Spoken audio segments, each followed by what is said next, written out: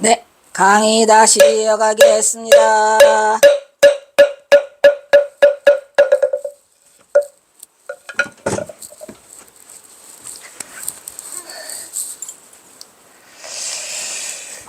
중생이 똑같이 보기를 마치 라우라 같이 한다 하셨으니 부처님도 참. 그러니까 무슨 말이야? 내가 말이지 너희들 중생들을 다 똑같이 보는데 라우라처럼 생각한다 이런 얘기요. 내 자식처럼. 그래도 우리가 그런데도 우리가 뛰어올라 잡지 못해? 부처님의 여러 가지가 그물을 던져놨는데 못 잡아? 그거는 부처님의 자비가 없어서 그런 것이 아니다 라고 해서 아까 뭐하다 삼불렁하다 했거나 인연이 없는 중생은 제도할 수 없다. 이거 맞는 말이죠.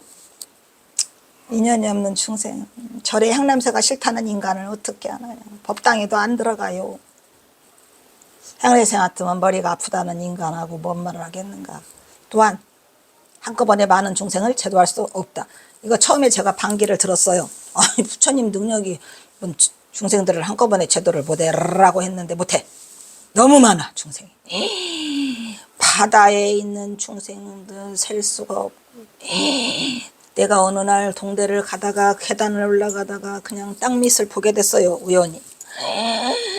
동대 그 밑에 땅 밑에 그냥 그 수많은 이 중생들이 버러지들이 깜짝 놀랐죠. 저. 그래서 그때 그 계단을 올라가다가 강의들으로 가다가 발걸음을 멈췄어. 그래서 깨달았죠. 아, 부처님이 제도할 수 없겠구나. 저 많은 중생이 그렇게 있다는 걸 여러분도 상상을 못하죠. 이 땅속에 얼마나 많은 중생들이 살고 있는지. 힘들어.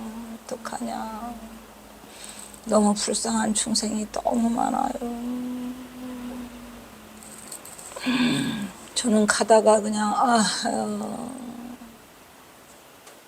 중생들 때문에 울은 적이 한두 번이 아닌데 너무 불쌍해. 그리고 또 막 뭐 TV에서 막 그 땅 밑 그 뭐야 바다에 있는 막 그것들을 막 쌍끌이로 끌어. 아니 그 어부들은 무슨 고기가 그 바다 고기가 그냥 날이면 날마다 잡아도 계속 있나 봐요. 얼마나 많은 중생들이 살고 있는지. 망연자실.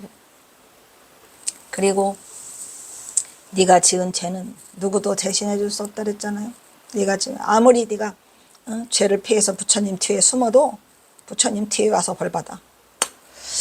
그래서 이거는 중생들이 못 알아듣는 거다. 중생들이 못하는 거다라고 했죠. 그리고 경화는 무릇 중생이 삼계에 빠진 것이 어린아이가 물과 불에 빠지는 거다. 더 심하다는 거, 위험하다는 거죠. 그런데 그게서 어리석은 중생이 삼계 고해에 빠져서 심각함을 상기시키고 있는 것으로 모든 부처가 큰 자비로서 중생을 건져 구제하는 것이, 부처가 여기서 모든 부처가 중요해요. 서가모니 물만 부처가 아니고요. 이유망불 이전에서부터의 수많은 부처들이 큰 자비로서 중생을 건져내려고 하는데 그것이 뭐더라. 자애로운 어머니가 어린아이를 걱정하는 것보다 훨씬 더 낫다 이런 말이지. 들어서 부처의 대자대비를 드러내고 있다. 그러므로 세존께서 이르시길 중생을 내가 라우라와 같이 보니까 너희들은 모든 중생을 당신의 자애라와 같이 하느냐. 내가 자비가 없어서 니네 못하는 게 아니고 니네가 인연이 없어서 그 인연에 줄을 잡아당기라고 하는데도 안 잡아당겨? 안 잡아당겨. 이것들이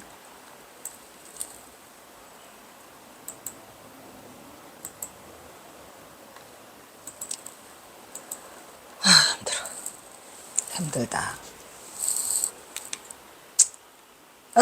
이거 했어? 이처럼 부처의 자비가 한량에도 불구하고 그런데도 우리 어리석은 중생들이, 이거는 경화스님 말씀, 뛰어올라 잡지 못함이 어찌 부처님의 자비가 없도다 그러하겠는가를 반문하고 있다. 그리하여 경화는 모든 부처님의 대자비를 중생을 평등하게 보기를 라오와 같이 한다고 하였으니 라오라는 바로 석가의 아들이 아닌가 하였다. 그래서 경화는 부처의 자비를 탓하지 말고 부처님 해상에서 누구? 아나율존자. 아나율존자 아시죠? 아나율존자가 부처님이 뭐죠? 뭔 제일이지? 불온화존자는 설법제일이고 아나율존자는 라오라는 밀행제일. 아나율존자는 그 천수천안 얻은 거잖아요. 불온화자. 그 뭐죠? 인욕제일인가?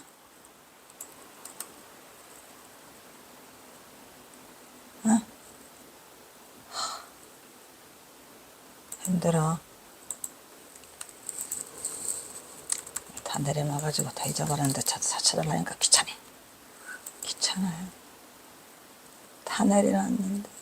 10대 제자 중에서 아나율 존자, 지혜제일, 사리불 존자, 다문제일이 누구지? 다문제일 아란 존자 오냐? 또 신통제일 목련 존자, 또 뭐지? 두타제일 마가섭 존자, 지혜제일 사리불랑 사리불 존자, 그 다음에 지계제일 잘 지키는 우바리 존자, 설법제일 푸르나 존자, 해공제일 공돌이 잘하는 누구 수벌이 존자, 논의를 잘하는 가전연경 있죠? 가전연 존자, 밀행제일 라우라 존자. 근데 이 존자 왜 안 나와? 으쌰. 응? 아나율 존자 있잖아. 아나율 존자는 왜 안 나와? 응? 아나율 으쌰. 무엇이냐? 졸린다.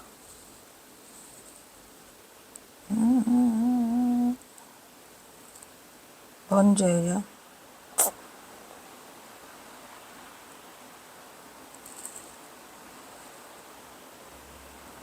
응? 응?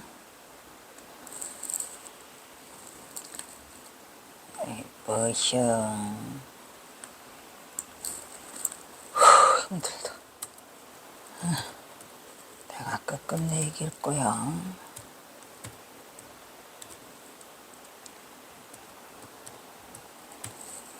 부처님이 10대 제자 야나율 주자가 안 들어가나? 신통제일인가? 아니 신통제일은 목련존자인데. 천안제일이다. 천안제. 그죠? 천안제.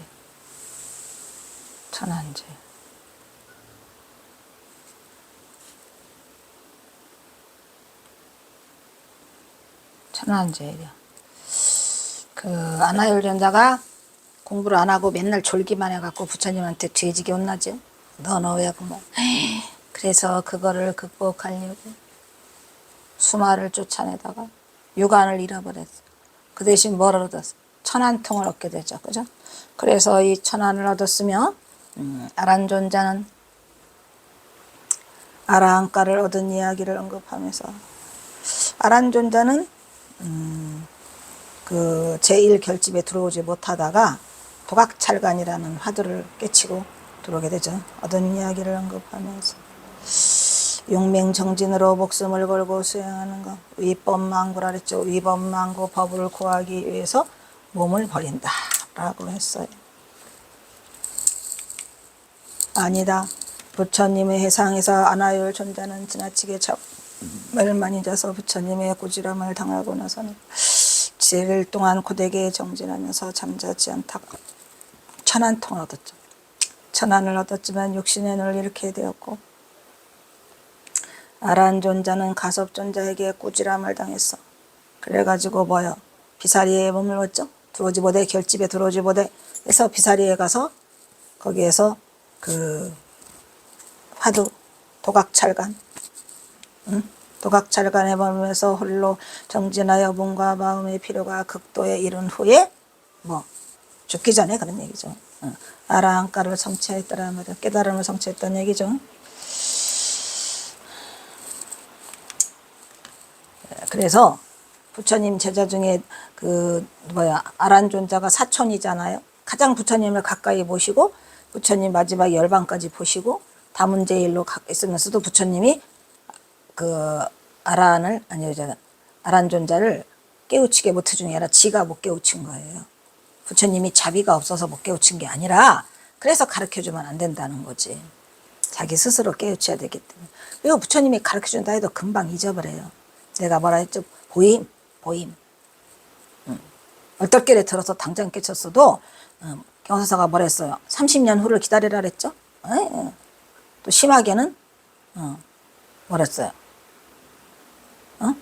그거 뭐지? 삼급 60생을 지나도 안 된다 그랬잖아요. 이 마찬가지 아란존자도 그렇게 깨우쳤어요. 아나유일존자도 마찬가지죠. 그래서 이것은 부처의 자비가 없어서 아나유일존자를 눈멀게 한 게 아니에요. 없어서가 아니라는 것을 경호는 부처님의 해상에서 아나유일존자는 지나치게 잠을 많이 자고 부처님의 꾸지람을 당했죠. 7일 동안 고를 하다가 깼죠. 천안을 얻었죠. 육신의 눈을 잃게 됐죠. 이게 부처님의 자비가 없어서 그런 게 아니에요. 그거라도 깨쳐서 다행이지. 그리고 10대 제자 중 석가의 10대 제자 한 사람으로 유관을 못 쓰는 대신 천안이를 얘는 천안제일이라고 불렀던 가섭이다. 불멸의 제1차 혈집으로 경전을 혈집할 때 참석하여 일익을 담당하기로 했던 아나율의 신하와 아란존자는 가섭에게 꾸지람을 당하고 비사리에 머물며 홀로 있으면서 정진하의 몸과 마음의 피로가 극에 이른 후에 아라한과를 증득했다. 라는 도각찰간 나오죠? 여기 도각찰간. 아라나 찰간을 무너뜨려라. 도각찰간 달 앞에. 찰간이 뭔지 아시죠? 단간. 법문하는 단간. 내 화두를 열어들고 있다. 만약에 부처님의 신통력으로 등이 억지로 해서 중생으로 하여금 도를 이루겠다. 신통력으로. 그럼 어때? 억지로 만약에 부처님의 신통력으로 해서 중생으로 돌리겠다면 경선사 그거 나오잖아요. 다파에서 나오죠. 억지로 했지만 지금 네가 당장에 깨달았다도 미친 소견을 멸지 못하리라 나왔죠. 그래서 이는 마치 입을 강제로 벌리게 해서 약을 넣어서 병을 낫게 하는 것과 같으니 어찌 두 존자가 그와 같이 정진하여 피로가 극도에 이르되 고되게 정진하다가 눈을 잃게 된 이후에 천안을 얻었고 성과를 얻은 것과 같은 그러한 좋지 못한 번거로움이 있었겠느냐 이런 말이요. 만약에 부처님이 입을 벌려서 넣어준다면 이렇게 아란존자와 또 아나율존자처럼 눈을 멀고 몸과 마음이 극도로 피로에 달했을 때까지의 그런 고통을 줬느냐. 그냥 약집 입 넣고 떠주지. 그거는 안 된다는 것을 말하고 있는 거예요. 그래서 입을 강제로 벌리게 해서 넣어서 병을 낫게 하는 것 같다. 그러니까 그러한 짓을 안 하고 스스로가 깨우치게 만들었다. 이런 얘기요. 무슨 말인지 아시겠죠? 또한 경우는 아나율과라는 예를 들어서 그들이 부처님의 신통력으로 등이 억지로 하여서 돌이르게 된 것이 아니라 두 존자가 그와 같이 정진하여 피로가 극도에 이르고 고되게 정진하다가 눈을 잃게 된 이후에 천안을 얻고 성과를 얻은 것임을 중생들에게 시키고 그들 스스로가 도를 닦아서 이로야함을 확신시키고 있다. 이처럼 경우는 두 존자가 부처님의 가르침을 빌어 스스로 깨닫고 깨달아 정득해서 닦아서 보리도를 정득했음을 말하고 그러므로 스스로 깨닫고 스스로 닦으려면 그 가르침을 빌지 않고서는 아니 될 것을 말하고 있다. 부처님의 가르침을 줬는데도 안 되잖아요. 그러니까 본인이 해야 돼요. 억지로 입을 찢어가지고 약을 넣어주면 안 된다는 거죠. 그러하다면 어찌 그 귀함이 그 말과 가르침을 빌어 스스로 깨닫고 스스로 닦는 것을 옳다고 하며 있는 것이 아니겠냐 이 말이에요. 그 귀하다는 건 뭐다? 부처님이 억지로 입을 찢고 벌려서 약을 넣어주는 게 귀한 게 아니라 그 말과 가르침을 빌려서 부처님의 말씀과 부처님의 말씀 가르침은 뭐요? 이건 도각찰간 마하가섭이 대신했죠. 그리고 아란존자는 아니에요. 아나율존자는 혼났잖아요. 부처님 말씀으로. 그래서 스스로 깨닫고 스스로 닦았어요. 그것이 옳다고 하며 있는 것이 아니냐 이런 말이에요. 귀하다는 건. 그게 귀한 거다는 얘기죠. 그러므로 되죠. 그 스스로 깨닫고 스스로 닦고자 한다면 중요해요. 여러분 스스로 깨닫고 스스로 닦아야 돼요. 한다면 그 말과 가르침을 빌리지 않을 수 없다. 그 말과 가르침은 빌려야죠. 그래서 우리가 뭐랬어요? 공부해야 한다 그랬잖아요. 아까 그랬죠. 선학. 그래서 어떻게 마치 씨앗이 생겨 자라매 씨앗을 심었어. 근데 그 자라내 진실로 물과 흙의 의뢰함과 같이 씨앗만 덜렁 넣으면 돼야 안 돼요. 안 자라. 물을 주고 흙이 또 이게 보면은 제가 작년에 심었더니 그냥 너무 바빠가지고 거름을 이게 좋은 걸로 배양터를 안 갈아줬더니 다 죽어버려. 담쟁이. 그러니까 물과 흙에 의지를 해야 돼요. 의뢰함과 같고 보물이 암실에 있으면 보물이 암실에 있으면 버텨. 구슬이 서말이라도 깨어야 보배. 보물이 암실에 있는데 어떻게 그것이 빛이 나겠는가. 뭘 줘야 돼. 등불과 빛을 빌려야 하는 것과 같다. 이게 다 경허선사님 말씀이에요. 같다. 모든 경전과 논서에서 다 밝혀놓았음에도 불구하고 개운을 그다 다 써놨어. 모든 경전, 논서, 경일론 3장 또 선어로 다 드리우고 있으니 여러분들이 선지식을 참고해. 제일 중요한 건 시급하게 선지식을 구하라죠. 선지식을 참고하여 도업을 결택, 결택. 여기서 도업을 결택하는 거는 화두를 결정하는 것을, 이 도업을 결택하는 것은 선지식을 참고해서 선지식이 내리는 화두를 받는 게 최고의 스탠다드죠. 최고의. 근데 지금 스승이 없으니까, 선지식이 없으니까 스스로가 화두를 결택해야 돼요. 있는 것을 급성으로 삼아야 한다. 그리하여 경언은 그 귀함이라고 하는 건 뭐더라? 그 말과 가르침을 빌어서 빌려. 말과 가르침을 안 따르고 혼자 독불장구로 나오면 안 돼요. 안 돼요. 그 가르침을 빌려서 스스로 깨닫고 스스로 닦는 것을 옳다고 하미니 대저 그 스스로 깨닫고 그 스스로 닦고자 한다면 그 말과 가르침을 빌리지 않을 수 없죠. 그래서 부처님의 말씀을 듣고 그 다음에 선지식의 말씀을 듣고 빌려서 하라 이 말이에요. 빌어서 그 대신 스스로. 그거는 어떤 도리냐? 이게 어떤 도리냐? 마치 씨앗이 생겨 자라매. 씨앗이 생겨는 뭐예요? 내가 이 선근 공덕이 있어서 선을 공부해 보려고 해. 그런데 뭐가 필요해? 물과 흙이 필요하잖아. 씨앗만 있으면 뭐 어디요? 물과 흙이 있어야 자라지. 땅이. 그래서 물과 흙의 의리함과 같고 내 보물이 암실에 있으면 뭐 어디요? 내가 불종자요? 그래서 내가 자성이 있어? 근데 그걸 어떻게 밝혀내? 밝혀야죠. 보물이 암실에 있음에 반드시 등불과 빛을 빌려야 등불과 빛이 뭐예요? 선지식의 힘, 화두를 빌려야 하는 것과 같음을 말하고 있다. 그리고 경언은 모든 경전과 논서에서 다 밝게 개운을 드리우고 있어요. 경계해야 할 교훈을, 계자는 경계할 계, 가르칠 훈, 경계해야 할 교훈을 다 드리우고 있는데 반드시 뭐를 해야 돼요? 선지식을 참고해요. 선지식을 참고하라고 100번도 더 말했죠. 도업을 결택해야 돼. 여기서 도업은 뭐야? 도를 이룰 수 있는 업. 도를 이룰 수 있는 업은 뭐랬죠? 화두와 자부동. 화두와 자부동. 물론 행주자와 어묵동정을 할 수 있지만 뭐 여러 경험을 통해서 좌부동이 최고더라. 들어앉아. 여럿이 해라. 혼자 해라. 혼자야. 방은 커라 작어라. 그냥 골방만 있으면 된다. 도업을 결탁하는 것을 수행자가 해야 할 급선무로 삼아야 한다는 것을 강조하고 있다. 이거 안 해줬어? 씨앗이 생장함에 물과 흙이 있어야 되고 어두운 방에 있어서 뭐를 했어야 돼요? 보배가 어두운 방에 있으면 등불과 빛을 밝혀야 돼. 그래서 선지식을 찾아가지고 도업을 결택해야 돼. 아시겠죠?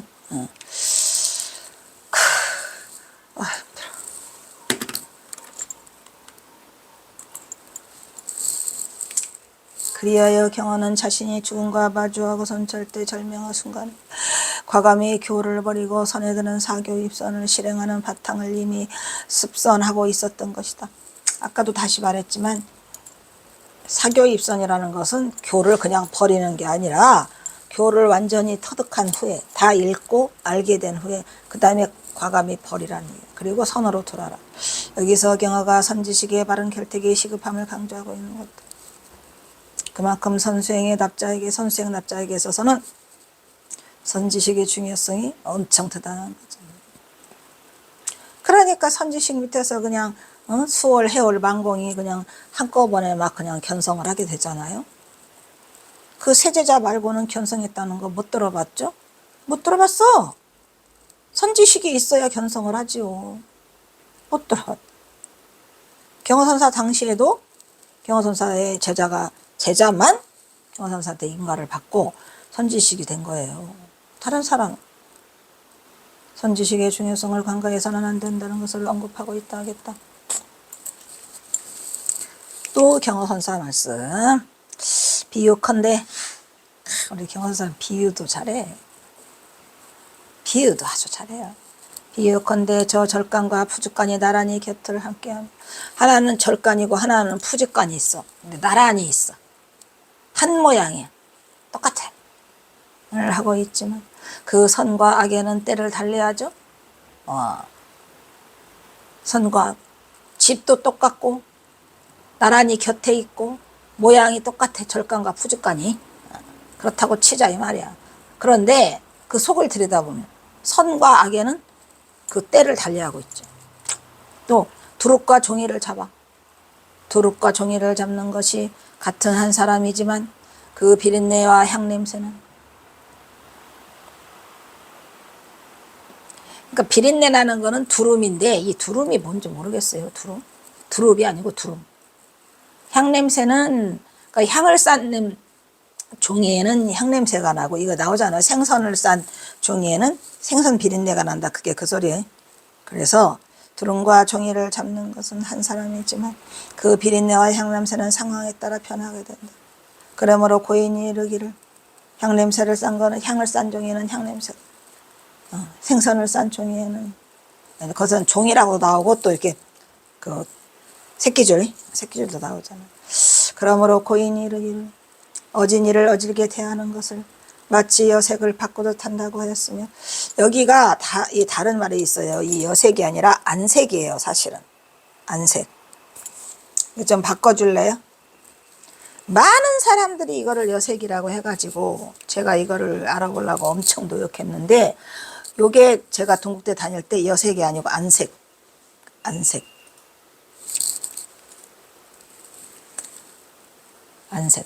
그 고영석 교수가 안색, 얼굴안 어디 여기 있다.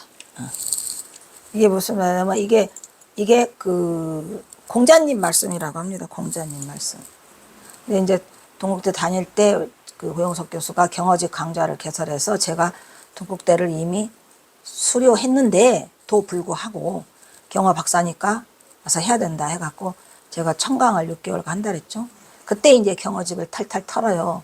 근데 거기에 마침 조선대학교 교수님인 뭔 교수더라. 하여튼 그분이 오셔서 같이 강의를 듣게 됐는데, 그분이 이제 이 얘기를 하시더라고요. 이 어진이를 어질게 대하는 것은 마치 여색을 바꾸듯 한다는 게 아니라 안색을 바꾸듯 한다. 얼굴을 바꾼다는. 그러니까 어진이를 만나면 우리가 얼굴이 달라지잖아요. 어질게 되어 있잖아요. 아, 그러세요. 어린아이를 만나면 어린아이 대하는 것처럼 이렇게 어진이를 만나면 얼굴이 어질게 대해지고, 악한 사람을 만나면 얼굴이 악하게 대진다며. 안색이 바뀐다 이런 얘기예요. 그 얘기가, 그래서 저도 이거를 찾아봤더니 이게 있어요. 이게 지금 주석에 달려져 있을 거예요, 아마. 이게 논어에 나와요, 논어에. 그 공자님 말씀으로 나오는데, 이거를 가지고 또 우리가 왜 그 주여색이라고 하는 거 있잖아요. 주여색. 술도 방광을 하고, 안색 또한 그러해. 근데 거기를 갖다가 여색 또한 그러해. 이렇게 바꿔놨단 말이야. 경어서사 시를. 웃기는 거죠. 그래서 주여색이라고 하는데 그것도 마찬가지예요. 얼굴이 방광을 했어. 술을 마셔가지고. 술을 마시면 얼굴이 빨개지잖아요. 그 술이 빨개져서 얼굴색이 변했다는 거를 여색이라고 다 해버려가지고. 근데 이거를 잘못 쓰니 만공스님이요. 만공스님도 그렇게 해석을 했고, 무슨 거기 있는 스님들 다, 벽조 스님도 뭐 그렇게 해석을 하고, 심지어는 설정 스님도 그렇게 해석을 하더라고. 스님, 그게 아니에요. 그건 안색이에요. 여색이 아니고. 너무 여색 같은 소리를 해. 얼굴 또한 방광을 한다는 게 안색이 변했다는 얘기죠. 술에. 네? 그 얘기를 하는데, 경사 시에 그 시가 있잖아요.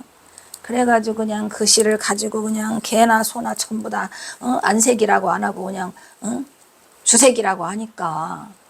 그래서 이 고영석 교수님이랑 같이 할 때 우리가 그거를 주색으로 하면 안 되고 안색으로 바꾸자. 그러면서 이제 그 교수님이 거기에 대해서 얘기를 했고, 그 교수님이 그 부분을 이제 그 교수님 파트가 돼서 얘기를 해갖고 제가 바꿔놨어요. 안색으로. 안색을 바꾸듯 한다 그러는데 여기도 또 여색을 바꾸듯 한다라고 써 있잖아요. 그때는 다 그렇게 했어요. 에휴, 그래서 속상했죠. 어쨌든 경사가 이렇게 쓸 이유가 어진 일을 어지게 대하는 것이 마치 여색을 바꿔도 말이 돼요? 안색을 바꿔도 탄다면 안색이 변한다는 얘기예요. 악한 놈을 만나면 악한 색으로 악한 안색이 변하고 어진 일을 만나면 어지르게 대하는 안색이 변한다라는 뜻이랍니다. 라고 하였으며 고덕이 이르기를 좋은 친구를 잘 사귀는 일에는 좋은 친구를 잘 사귀는 어떻게 몸의 다스림을 아끼지 않는다. 이게 뭔 말일까요? 중요한 말이 또 나오잖아요. 몸의 다스림이에요. 마음의 다스림이 아니에요, 여러분. 항상 몸에는 마음이 따라붙기 때문에 좋은 친구를 잘 사귀는 데에 마음의 다스림이라고 하면 안 돼요. 몸의 다스림을 아끼지 않는다고 했으니 어찌 그 무거운 것이 저와 같은데. 무거운 거는 뭐예요?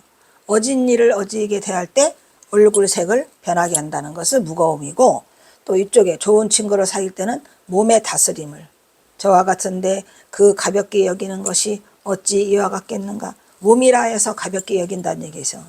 근데 다 똑같다는 얘기죠. 이와 같이 하겠느냐 이런 말이야. 그러니까 어진 일을 대할 때는 얼굴을 바꿀 때는 무거운 걸로 하고, 또 여기는 저와 같은데 가볍게 좋은 친구를 사귀는 데는 몸바꿈을 한다. 몸을 하는 것을 이와 같이 하겠는가. 가볍게 하겠느냐. 가볍게 여기는 것을 이와 같이 하겠는가. 이게 무슨 얘기죠? 무거운 것이 저와 같은데 가볍게 여기는 것을 어찌 이와 같이 하겠는가. 그러니까 몸을 다스리는 것은 가볍게 여긴다는 생각을 갖고 얼굴을 바꾸는 거는, 근데 사실은 얼굴을 바꾸는 것도 어디서 하는 일이에요? 몸에서 일어나는 일이죠. 몸에서 일어나는 안색을 바뀌는 거는 무겁게 대하고 어진 일을 대한다 해서, 그 다음에 친구를 사귀는 게는 다 몸에서 일어나는 일이에요. 이거 중요한 말이에요. 여기 무거운 것이라는 거와 가벼운 것이라는 말에 차이가 없음을 말하고 있는 게 다 이 몸을 통해서, 내 몸을 통해서. 얼굴의 안색을 바꾸는 것도 내 몸을 통해서. 몸을 통한 마음은, 몸을 떠난 마음은 없는 거예요. 똑같아요. 몸의 다스림도 마음의 다스림이에요. 몸을 떠난 마음이 없어서. 그래서 무겁다 가볍다를 말할 수 없다는 거죠. 무슨 말인지 알겠죠? 또 그러니까 요 앞에는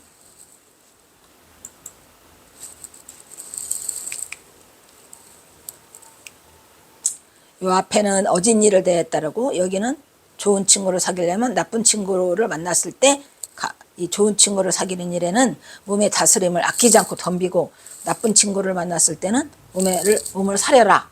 이러한 반대 급부가 있는데, 이거나 똑같아. 어진 일이라고 해가지고 얼굴을 바꿔가지고 헤헤거리고, 또 좋은 친구를 사귄다 해서 아끼지 않고, 그렇지 않으면은 하고, 이것을 가볍게 여기고 무겁게 여기지 않는다 이런 얘기예요. 어진 일이라 해서 좋게 여기고, 또 나쁜 거라 해서 나쁘게 여기지 않고, 좋은 친구라 해서 무겁게 여기고, 그 다음에 좋은 친구가 아니라서 가볍게 여기는 것을 이렇게 언색을 바꾸도 하겠느냐. 가볍게 여기지 말라. 즉 여기서는 중도를 드러내고 있는 거죠. 이 대단한 말을 하고 있어요, 지금 경영사가. 이렇게 어진 일을 대하거나 좋은 친구에는 사귀면은 그 무거움이 저와 같은데, 어진 친구 좋은 거는 좋고, 가볍게 여기는 것은 어지르지 않은 친구, 나쁜 친구, 그거는 가볍게 여기는 것을 이와 같이 이렇게 할 수 있겠냐를, 인간의 마음이 무엇 때문에? 그 비린내와 향냄새 때문에. 향냄새는 어진이 좋은 친구, 또 이거는 악하니 나쁜 친구, 그 비린내야. 그런데 그거는 상황에 따라 다를 뿐이지, 그 상황에 따라 변하게 될 뿐이지, 종이는 똑같다는 거예요. 그 종이는 뭐야? 본성, 우리의 본성짜리. 그 똑같은 본성짜리에 비린내나는 생선을 싸면 생선내가 나고, 향을 싸면 향냄새가 나듯이, 또 어진 친구를 대하고 좋은 친구를 대할 때는 안색을 바꾸고, 몸가짐을 아주 하고, 그런데 가벼운 친구는 나쁜 친구를 만나거나 어질지 않는 일을 대하면은 가볍게 한다. 이것이 어떻게 같을 수가 있겠느냐. 같지 않다. 똑같이 해야 된다 이런 말이지. 그래서 그거는 뭐더라? 인간의 마음이 그 비린내와 향내가 상황에 따라 변하는 거기 때문에, 그 이치를 들어서 모든 것은 자기 스스로가 변화시킬 뿐이지, 그 향내가 종이가 변하는 건 아니라는 거죠. 이해가죠? 이처럼 경어는 절과 부축간을 들어서 착하고 악한 것이 때때로 달리있고 향풀과 생선 쌌던 종이를 들어 만진 사람은 하나지만 비린내와 향내가 수시로 변한다는 비유를 들어보고 또 노노의 이야기를 불러서 나오네.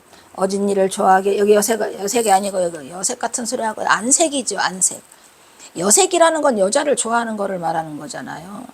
자 여기 바꿔주세요. 안색을 바꾸려자. 안색. 얼굴색을. 어진 일을 좋아하기를 안색과 같기를 바꾸라. 즉 어진 일이 만나면 이렇게 좋아해. 그래서 고돈하고 잘못된 거지. 논하고 고덕이 이르기를 착한 법 숨기기를 신명을 아끼지 말라고 살아 했으니 이거는 그 소중함이 이렇거늘 어찌 가벼이 여기겠는가. 뭐를 가벼이 여기. 악한 이와 그 다음에 악한 법을 반문하면서 그것은 수행자에 따른 상황의 중요성을 강조하고 있음을 볼 수 있다. 즉, 그 사람은 악하지도 않고 착하지도 않아요. 내가 내 이득에 따라서 그 자를 악하다 그러고 착하다고 하지요. 어진 이도 마찬가지예요. 그 자가 어질지 않나 남들의 다른 남한테는 그 자가 어지러요. 그러니까 어질고 어질지 않다는 거는 인간이 본성이 자기가 결정한 거다 이런 얘기죠. 수행자의 성향에 따라 달라지는 거지 그게 그 사람 자체가 어질고 어질지 않다는 아니에요. 그리고 그 사람이 악한 친구고 나쁜 친구는 아니에요. 나한테는 악한 친구지만 다른 사람한테는 좋은 친구라니까요. 저 친구가 나한테는 좋은 친구야. 남한테는 아주 더럽게 나쁜 친구야. 이게 뭐예요? 절대적이지 않다는 거죠. 어? 똑같은 종이가 향 쌌다고 그러고 생선 싸면 달라지듯이 그 얘기를 지금 하고 있는 거예요. 뭔 말인지 아시겠죠? 에이. 분별하지 말라. 내가 지난 기운은 이제 그렇게 끝내시고 또 다시 이어지는 거예요. 뭐 동수정의 계산 아직도 안 끝났어. 내가 지난 김여년이 뭐 1879년 경화선사가 김여년에 기묘하게도 깨치셨어요. 1879년 겨울에 계룡산 동학사 조사당에 있으면서 조문의 활구를 참고하다가 멋있는 얘기죠. 조문 입어요. 조문 조사선에 활구 화두 참구 화두 참구하셨죠? 하다가 문득 뜻을 얻는 것이 있었다. 이렇게 겸손 겸양치덕이 넘쳐 뜻을 얻은 바가 있었다고 말씀을 하세요. 확철대오 했다라고 하지 않고 내가 뜻을 얻은 것이 있었다. 그래서 동지들과 함께 공부할 생각이 있었어요. 그러나 그때 풍가가 버렸죠. 유행병. 그 중에서 그때 당시로는 유행병이 콜레라. 우리는 코로나 대왕님 덕분에 경어 소설 4년간 썼어. 이 코로나 태양님이 안 계셨으면 절대로 경어 소설 21권은 못 나와요. 영문까지 합쳐서 21 플러스 21 42권. 뭐 크게 내 인생에 코로나 4년간에 그냥 집안에 틀어박혀서 아무것도 안 하고 있으면서 미친 듯이 그거를 썼죠. 하루에 2시간 잤어.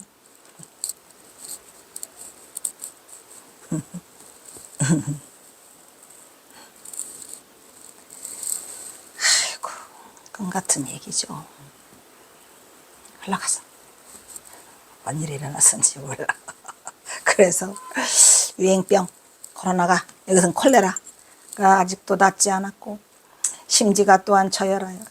경호선사가 당신 심지가 저열하답니다.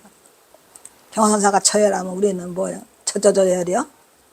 근데 거기야 뭐 심지가 저열했다는 건 뭐냐면 이 전봉준 때문에 동학농민에 걸렸어. 그래서 동학농민 때문에 엄청 많이 괴로워하세요. 그래서 경원사가 더욱 인간답다는 건 이 깨친 자라 하더라도 당신 앞에 닥친 이 동학농민 혁명 이것 때문에 그냥 엄청난 정신적 고통을 겪지요. 그래가지고 심지가 저열하다고 합니다. 오 마이 갓. 그래서 내가 마침내 여유로움을 즐기면서 머물러 쌓아두고는 에이 그냥 될 대로 되라 해서 나도 여유로움을 즐기면서는 조금 아닌 것 같아. 요건 좀 트릭이 있는 것 같아. 여유롭지 못했어요. 머물러 쌓아두고는 뭘 쌓아뒀어요? 아, 깨친 바가 있어서 얻은 바가 있어서 내가 동지들과 공부할 생각이 있었는데 그거는 이제 접어두고 이런 얘기요. 어촌에 주막에 거리낌 없이 다니고 요거는 맞는 것 같아요. 그냥 동해 번쩍 서해 번쩍 그냥 어디를 갔다 다니고 또 그윽한 산골도 다니고 숲속을 여기서 어촌의 주막은 그 어디 나오죠? 왜 개심 아니 뭐지 그거 왜 해미읍성에 가가지고 왜 어장촌에 가가지고 한 이야기도 있고 또 주막도 간 이야기도 있고 거리낌 없이 다니고 그래서 그윽한 산골과 숲속을 찾아가며 쉬다가 그만 저절로 잊어버렸어요. 아, 저절로 잊어버린 거 아니에요. 이것도 뻥이에요. 여기서 사실은 유행병 그거 하나야. 깨친 거 하고. 그 뒤 간과 싸움 또는 전쟁. 간과가 였냐. 창과 방패가 아니니까. 여기가 이 싸움 또는 전쟁이 뭐죠? 동학농민혁명이 일어나고 그 이듬해에 그 저희가 청일전쟁이 일어나잖아요.